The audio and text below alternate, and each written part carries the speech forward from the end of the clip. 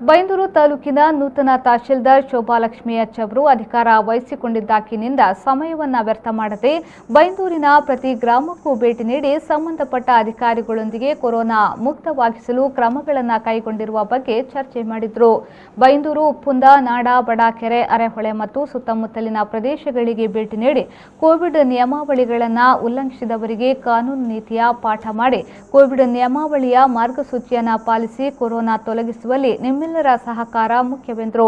ಮದುವೆ ಮನೆಗಳಿಗೆ ಭೇಟಿ ಕೊಟ್ಟು ಸಾಮಾಜಿಕ ಅಂತರ ಹಾಗೂ ಮಾಸ್ಕ್ ಧರಿಸುವ ಉಪಯೋಗದ ಬಗ್ಗೆ ಮಾಹಿತಿಯನ್ನ ನೀಡಿದರು. ಕೋವಿಡ್ ನಿಯಮಾವಳಿಯ 2ನೇ ಹಂತದ ಪ್ರಕಾರ ಮೆಹಂದಿ, ಮದುವೆ ಹಾಗೂ ಸಾಂಸ್ಕೃತಿಕ ಚಟುವಟಿಕೆಗಳು ನಡೆಸುವಂತಿಲ್ಲ. ಎಲ್ಲಿಯಾದರೂ ನಡೆದರೆ ಕಠಿಣ ಕಾನೂನು ಕ್ರಮಗಳನ್ನು ಜರುಗಿಸಲಾಗುವುದು ಎಂದರು. ಅನಗತ್ಯ ನೆಪವೊಡ್ಡಿ ವಾಹನ ಚಾಲನೆ ಮಾಡುವ ವಾಹನ ಚಾಲಕರಿಗೆ ಶಿಸ್ತು ಕ್ರಮ ಕೈಗೊಳ್ಳುವುದಾಗಿ ತಿಳಿಸಿದರು.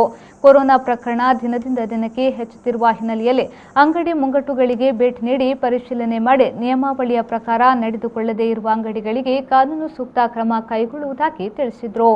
ಕೊರೋನಾ 2ನೇ ಅಲೆಯು ವ್ಯಾಪಕವಾಗಿ ಹರಡುತ್ತಿರುವ ಹಿನ್ನೆಲೆಯಲ್ಲಿ ಮುಂಜಾಗ್ರತಾ ಕ್ರಮ ವಹಿಸ್ತಾ ಇದ್ದೀವಿ. ಬೈಂದೂರು ಕ್ಷೇತ್ರದ ಪ್ರತಿಯೊಂದು ಗ್ರಾಮಗಳಿಗೂ ಸಹ ಭೇಟಿ ನೀಡಿ ಅಲ್ಲಿನ ಪರಿಸ್ಥಿತಿನ ಅರಿತುಕೊಂಡು ಪಂಚಾಯಿತಿ ಅಧಿಕಾರಿಗಳು, ಪೊಲೀಸರು ಇವರೂ ಸಹ ನನ್ನೊಡನೆ ಸಹಕಾರದಿಂದಿರುತ್ತಾರೆ. ಅಷ್ಟೇ ಅಲ್ಲದೆ ಬೈಂದೂರು ತಾಲೂಕಿನ ಪ್ರತಿಯೊಂದು ನಾಗರಿಕರಿಗೂ ಕೊರೋನಾ ಮುಕ್ತ ತಾಲೂಕನ್ನು ಮಾಡುವ ನಿಟ್ಟಿನಲ್ಲಿ ಸಹಕರಿಸಲು ಕೂಡ ಈ ಮೂಲಕ ನಾನು ಕೋರ್ಕೊಳ್ತಾ ಇದ್ದೀನಿ. ರವಿರಾಜ್, ವಿ4 ನ್ಯೂಸ್, ಕುಂದಾಪುರ.